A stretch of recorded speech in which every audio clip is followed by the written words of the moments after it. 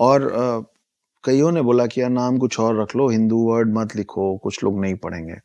पर उस पे मेरा जो तर्क था ना, उस पे मैंने एक कविता लिखी थी, आपको और आपके दर्शकों को बहुत अच्छा लगेगा, कि रुद्राक्ष की माला में भी मैं हूँ, कृपाण कटार और भाला में भी मैं हूँ, श्वेत भी हूँ और शुद्ध भी मैं हूँ, विरुद्ध हो मेरे तो युद्ध भी मैं हूँ, इतिहास में बहा आंसू और खून भी मैं हूँ, अब जो कहे कि तुम्हें मिलेगा वो सुकून भी मैं हूँ, कि इस धरती का मैं केंद्र बिंदु हूँ, प्रणाम मैं हिंदू हूँ।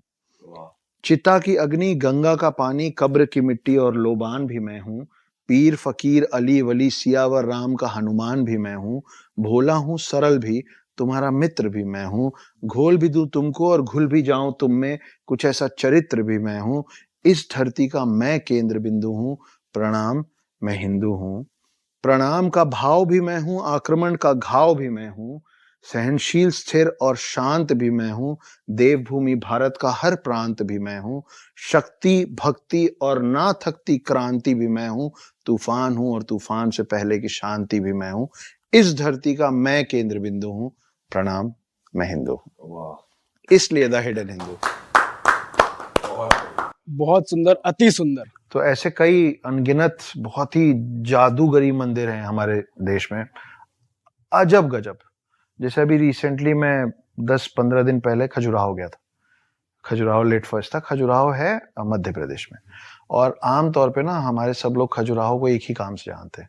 वहाँ के मंदिर में कामसूत्र वाले बड़े सारे पोज बने हुए हैं, वो म्यूरल्स और स्टैचूज बने हैं, तो लोगों को लगता है कि बस वहाँ वही है।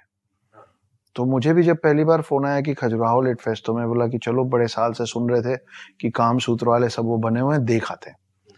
जब मैं वहां पहुंचा तो वहां पे एक महामंतेश्वर करके एक मंदिर है, उसमें मैंने उतना बड़ा शिवलिंग आज तक देखा नहीं था, ह्यूज।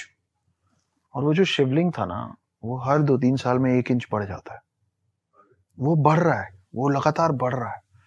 और मुझे उन्होंने तस्वीर दिखाई कि जब ये छोटा था तो कैसा था।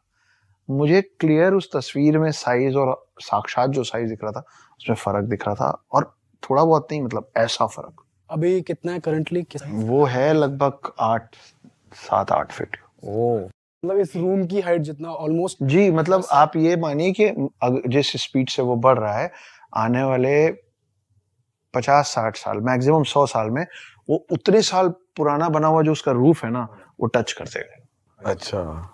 फिर मैं जिस जगह पे पैदा हुआ हूँ, उस जगह का नाम है अंबिकापुर, डिस्ट्रिक्ट सरगुजा, छत्तीसगढ़। छोटा सा कस्बा है। वहाँ की एक सच्ची घटना बताता हूँ मैं। एक किसान आदमी था, वो एक दिन सोया और उसको सपने में आया कि हनुमान जी उसको बोल रहे हैं कि मेरे को निकालो यहाँ से, मैं फंसा हुआ। तो किसान आदमी वो अगले दिन कुल्हाड़ी खरीदा, उसको कई बार सपने आए, मतलब रेगुलरली। तो वो कुल्हाड़ी खरीदा, उसको एग्जैक्टली मालूम था क्योंकि वो हर दिन सपने में उसको उस रास्ते से ले जाया जा रहा था। वो पहुंचा और उसने एक पेड़ को एग्जैक्ट एक पॉइंट से काटना चालू किया। तो सब लोग आए पीछे, बोले क्यों, क्या कर रहे हो, पेड़ क्यों काट रहे हो? तो बोला वो इसमें हनुमान जी फंसे हुए। तो बोले हट, पागल हो गया, डिस्टर्ब हो गया। जैसे मान जी के लिए बोलते थे ना, मैं पूरा पहाड़ काट दूंगा। हाँ हाँ हाँ। तो सब बोलने पागल हो गए। उसने काटा, फिर संभाल के साइड से काटा। उसके अंदर सही में हनुमान जी की एक मूर्ति निकली है, और वो मूर्ति हर साल बढ़ती है। मैं अपने आंख से देख के आया हूँ। वहां इतनी भीड़ होती है, इतनी भीड़ होती है। अब वो हो गया है लगभग 8-9 फीट का, और जब वो निकला था 2-2.5 फीट का था। वो सब ऐसे भी बढ़ रहा है और ऐसे भी बढ़ रहा है। आप सोचो।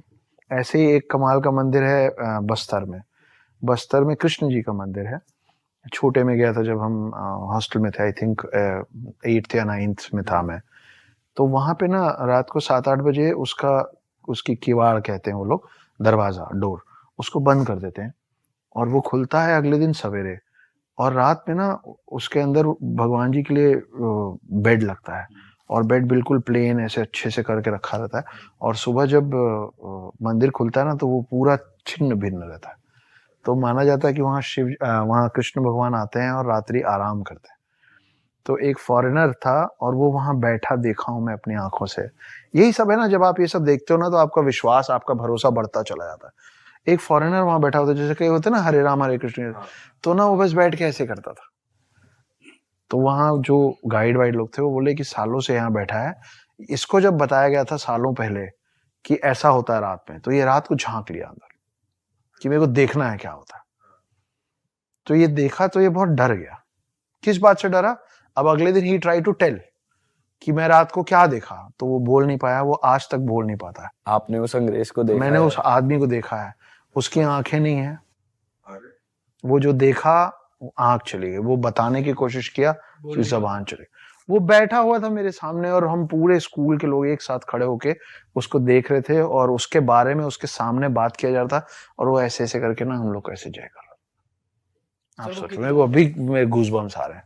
सर ये जो आप बता रहे हैं जहाँ पे पेड़ के अंदर मूर्ति बढ़ रही है, अब वो एक टेम्पल बन गया, लोग आते हैं वर्शिप करते हैं हाँ, पूरा? प्रॉपर टेम्पल बन गया है, उसके ऊपर छत वत डाली गई है। हाँ, और वो काफी सारे लोग आके उसको नापते वापते हैं और वो बढ़ रहा है। और आप अंबिकापुर जाएंगे ना, तो आप वहां पे ये बात करेंगे ना तो कोई नहीं चौंकेगा, उनके लिए नॉर्मल है। तो मैं आपको एक और बहुत इंटरेस्टिंग बात बताता हूँ। आप देखो कि शिव जी जो है उनके गले में सांप होता है ना। शिव जी के बड़े बेटे हैं कार्तिक, उनका वाहन है मोर। उनका छोटा बेटा है बेटे हैं गणेश, उनका वाहन है चूहा। अब मेरे घर का ऐसा चलन है कि हम लोग पिता पुत्र सब एक साथ टेबल में बैठते हैं, खाना पीना सब करते हैं, चिल्ड आउट माहौल है हमारे घर का।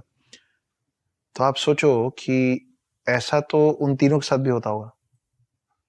शिव जी, कार्तिक जी और गणेश जी भी कभी ऐसे फैमिली डिनर पे बैठते होंगे ना टेबल पे। तो जब ये लोग टेबल पे बैठते होंगे तो इनके जो ये सब चंगू मंगू हैं, मोर है, चूहा है, सांप है, ये लोग पार्किंग स्पेस टेबल के नीचे घूमते रहते होंगे, क्योंकि ये तो फैमिली डिनर पे है। अब आप सोचो कि सांप चूहे को खा सकता है, मोर सांप को खा सकता है, कोई किसी को नुकसान नहीं पहुंचाता है। अब आपको लग रहा है कि ये कमाल की फैमिली है। अब ये तीनों इनकम्प्लीट हैं जब तक पार्वती टेबल पे नहीं आती है। और पार्वती कौन है? पार्वती का वाहन क्या है? शेर। मतलब बाकी सब पानी का हम चाय हो गया ना सडनली, कि भाई मैं आई हूं और जंगल का राजा मेरा वाहन है, तो मैं कौन हूं? तो हमारे हिंदू परंपरा में पहले अपने परिवार की महिलाओं का, वुमेन का नाम मेल से पहले लिया जाता था। कैसे? आप देखिए, गौरी शंकर, लक्ष्मी नारायण, सिया राम, राधा कृष्ण, है ना। तो ये हमारा कल्चर था। हिंदू धर्म हो, मुस्लिम धर्म हो, क्रिश्चियन, सिख, ज्यादातर धर्म में जितने भी भगवान है ना, जो दिखते हैं और जो नहीं दिखते हैं, वो सब मेल है ज्यादातर। ब्रह्मा विष्णु महेश, मैं पहले अपने आप से ही शुरू करूंगा। ब्रह्मा विष्णु महेश, अल्लाह। तो जब आप अल्लाह बोलते हो तो वो क्या बोलते हैं? ऊपर वाला सब देख रहा है, देख रही नहीं है ना, देख रहा है। गुरु नानक देव, जीसस, बुद्ध, जैन, महावीर, सब मेल है ना। हम लोग ये भूल गए हैं कि इनमें से कोई भी भगवान इस पृथ्वी के अंदर बिना एक महिला के परमिशन के नहीं आ सकता। पर प्रॉब्लम ये है ना कि आपको एक राज्य के अंदर, एक स्टेट के अंदर, एक प्रोविंस के अंदर घुसने के लिए दो लोग अलाउ कर सकते हैं। एक वहां का राजा या रानी और दूसरा दरबान। करेक्ट। हमने the queen of the world को the watchman of the world से दिमाग में एक्सचेंज कर रखा है। वो रूल करती हैं इस वर्ल्ड को, वो डिसाइड करती हैं कि कौन सा भगवान अंदर आएगा, लेकिन हमने उनको अपने पैर के नीचे दबा रखा है, उनको बना दिया है गेटकीपर। तो मैं जहां से आता हूं वहां देवी की पूजा देवों से पहले होती। सर ये मैंने भी सुना है कि वैसे कि दुनिया को बताया जाता है ब्रह्मा विष्णु महेश तीनों दुनिया चला रहे हैं, बट वो एक्चुअली देवी के बेटे हैं। तो सबसे ऊपर देवी आती हैं, फिर ये तीनों आते हैं। एक स्क्रिप्चर में ऐसा भी लिखा है। देखिए, जब आप विष्णु पुराण पढ़ेंगे ना तो आपको पता चलेगा कि विष्णु पहले आए थे और वो शिव और ब्रह्मा को लाए थे। फिर जब आप शिव पुराण पढ़ेंगे तो आपको पता चलेगा कि शिव पहले आए थे और फिर वो ब्रह्मा और विष्णु को लाए थे, है ना। तो अनंत अनादि जो कहते हैं वो ज्यादातर लोग शिव के लिए कहते हैं, क्योंकि शिव पुराण ज्यादा मान्यता वाला है, शिव को मानने वाले, शिव के भक्त ज्यादा है, इसलिए वो ज्यादा चलन में है कि शिव पहले आए थे। मगर असलियत ये भी है। देखिए, एक राक्षस था जिसका नाम था महिषासुर, है ना, आपने सुना होगा। अब महिषासुर को ना कोई नहीं मार पा रहा था, तो शक्ति ने दुर्गा का रूप लिया।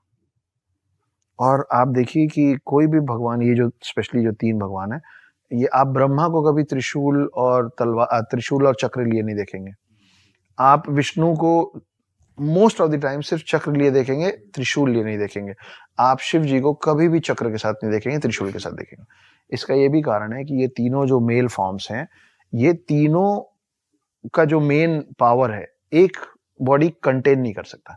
फैंटास्टिक फोर देखें ना आप, फर्स्ट पार्ट, उसमें क्या होता है, चारों एक में घुस जाते हैं, फर्स्ट सेकंड पार्ट, चारों एक में घुस के फिर विलेन से लड़ते हैं ना। ऐसा ये गॉड्स नहीं कर पाते।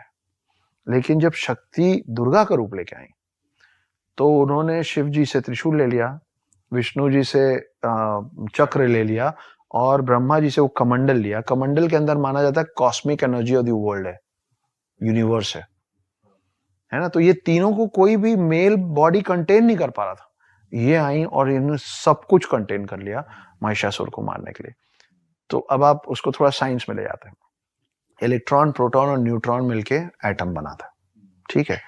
क्रिएटर, डिस्ट्रॉयर, प्रिजर्वर मिलके सृष्टि, पृथ्वी, ठीक है। और ब्रह्मा, विष्णु, महेश मिलके बनाते हैं शक्ति। तो पृथ्वी और धरती जो लोग बनाते हैं, वो पृथ्वी और धरती कुछ और नहीं है, सृष्टि कुछ और नहीं है, शक्ति है। इसलिए हम धरती माँ कहते हैं। और सर जैसे आपने बताया शिव जी के गले में हमेशा सांप रहा जाता है, तो वैसे हमने देखा है कि सांप का एक हमारे हिंदू माइथोलॉजी में या हिंदू कल्चर में एक रहा है इम्पोर्टेंस, कि कई लोग सांप को दूध भी पिलाते हैं। कहा जाता है कि सांप को कभी मारना नहीं चाहिए। शेषनाग के बारे में भी हमने सुना है। सांप से रिलेटेड बहुत सारी वो है कि हमने कुछ वैसे भी सोचा है कि वो अपनी तस्वीर वो कर लेता है, वो तुम्हारे पीछे आएगा। तो सर सांप बड़ा एक इंटरेस्टिंग टॉपिक है, इस पे कुछ बताओ आप क्या जानते हो। साथ ही साथ थोड़ा उस बारे में भी जो इच्छाधारी नाग होते हैं, ये तो हमने पिक्चर में ही सुना है, देखा है कि वो जनरेशन बाय जनरेशन और अगले जन्म में मतलब वो लोग जिंदा रहते हैं, वो लोग वो अमर हैं। तो उस बारे में थोड़ा ओके, मैं इसको शुरू यहाँ से करता हूँ कि आपका पहला सवाल क्या था?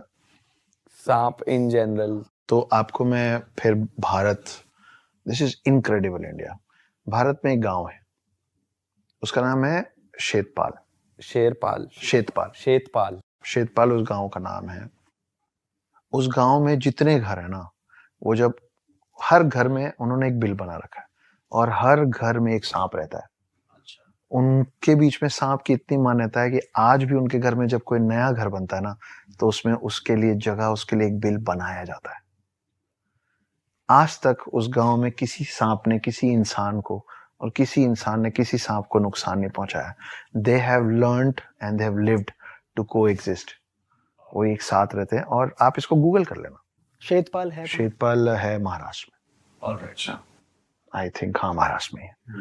और मैं वहां गया हूँ, छोटे छोटे। आपने देखा है? मैंने घर देखे, और हर घर में, एंड व्हेन आई से हर घर, वो बोलने वाला नहीं, लिटरली हर घर में। मतलब जैसे हम लोग घर बनाते हैं ना, तो हम ईशान को छोड़ के रखते हैं क्योंकि हमको वहां मंदिर बनाना होता है। इस गांव के हर घर में एक बिल बनाया जाता है एक सांप के लिए। जब खाना बनता है तो सांप के लिए, जैसे आप एक डॉग पालते हैं तो you take care of that dog ना, कि भाई दूध रोज देना है, तो सांप का ख्याल रखा जाता है। तो वैसी कुछ कहानी है कि भाई हमारे साइड में ऐसा है, और उसकी मान्यता भी वहीं से आती है, क्योंकि नाग एक ऐसी चीज है, नाग एक ऐसा जानवर है जो शिव जी के गले में है और विष्णु जी के साथ हमेशा रहता है। तो जब विष्णु जी जब राम बने थे, तो लक्ष्मण जो थे वो शेषनाग थे। जब विष्णु जी कृष्ण बने थे, अच्छा, तो ये बड़ी इंटरेस्टिंग सी बात है कि पहले रामायण हुआ, त्रेता युग में रामायण काल आया, तो विष्णु जी राम बने और शेषनाग बने लक्ष्मण। तो जब पूरा रामायण खत्म हुआ तो वापस गए, तो शेषनाग बड़े नाराज थे। बोले आप बड़े भाई बन गए, मेरी कुछ चलने नहीं दिए, सब आपके मन की हुई। सब ये एंड के बाद, एट द एंड, मतलब वापस जाने के बाद रामायण काल खत्म हो गया, राम और लक्ष्मण वापस अपने असल अवतार में विष्णु और शेषनाग के रूप में आ गए। तो वो शिकायत किए विष्णु जी को कि बहुत गलत है, आप बड़े भाई बन के वहां चला रहे हैं अपनी, मेरी कोई सुन ही नहीं रहा है। तो मुस्कुराए विष्णु जी, बोले कि कोई बात नहीं, अगली बार चलेंगे ना तो आप बड़े भाई बन जाना। तो फिर जब कृष्ण बन के आए तो बड़े भाई बलराम थे, दाऊ, तो वो शेषनाग थे, है ना। तो ये दोनों में, शिव में और हालांकि ये दोनों नाग अलग अलग हैं। शिव जी के जो गले में वो वासुकी हैं, और विष्णु जी जिस पे विराजमान होते हैं, लेटते हैं, वो शेषनाग है। शेषनाग के पीछे और एक बहुत अच्छी इंटरेस्टिंग कहानी है। तो शेषनाग जब सागर मंथन हुआ था, तो वो जो पहाड़ को उल्टा किए थे, उसके नीचे तो विष्णु जी खुद लगे थे वो टर्टल के शेप में, कछुए के शेप में, और जो उसका मंथन करना था ना, सागर मंथन, तो एक तरफ सारे दानव पकड़े हुए थे, दूसरी तरफ सारे देव पकड़े हुए थे। तो पकड़े क्या हुए थे? रस्सी नहीं थी, वो शेषनाग को पकड़े थे, वो शेषनाग को घुमा रहे थे। और शेषनाग को शेषनाग इसलिए कहते हैं क्योंकि हमारे में 4 युग होते हैं, सतयुग, त्रेता युग, द्वापर युग और कलयुग। आप मेरा हाथ जरूर देखिएगा कि सतयुग, त्रेता युग, द्वापर युग, कलयुग और फिर सतयुग। ये शेप बन रहा है डमरू का, और जब आप इसको बार बार चलाते जाएंगे ना, तो ये शेप बन जाएगा इन्फिनिटी का, है ना। तो हमारे पास कलयुग के बाद वापस सतयुग शुरू होता है, और जब कलयुग में सब खत्म हो जाता है ना, तो जो एक नाग बचता है ना, जो एक नाग शेष बचता है, शेष मतलब होता है रिमेनिंग, वो है शेषनाग, कि उसका ना अंत है ना उसकी शुरुआत है, वो शेषनाग है। तो सर ऐसा